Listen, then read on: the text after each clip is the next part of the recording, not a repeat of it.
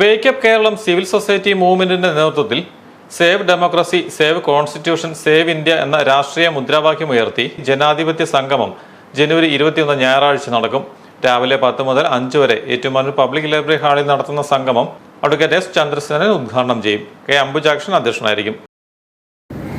നമ്മളിപ്പോൾ ഏറ്റവും അടുത്ത് 21-ാം തീയതി ഏറ്റുമാനൂരിൽ ജനാധിപത്യ സംഗമം എന്ന ഒരു പ്രോഗ്രാം പബ്ലിക് ലൈബ്രറി ഓഡിറ്റോറിയത്തിൽ നടത്തുന്നു.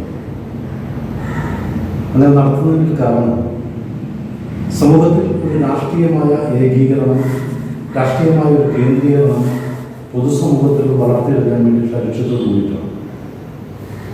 അതിൻ്റെ കാരണം എന്ന് പറയുന്നത് നമ്മുടെ രാജ്യം അതിഗുരുതരമായിട്ടുള്ള അവസ്ഥയിലൂടെ സവിശേഷതയോടെ കടന്നു പോവുകയാണ്. ഒരു ആഭ്യന്തര കലാപത്തിൻ്റെ സാധ്യത എപ്പോൾ വേണമെങ്കിലും ഉണ്ടാകാൻ പരിപക്വമായ നിലയിലാണ് ഈ അന്തരീക്ഷം രൂപപ്പെടുന്നത്. അത്യന്തം അപകടകരമായ ഈ സാഹചര്യത്തെ മറികടക്കാൻ ജനങ്ങൾക്ക് ഒരേ ഒരു വഴിയുള്ളൂ, പാർലമെന്ററി സംവിധാനം മാത്രം.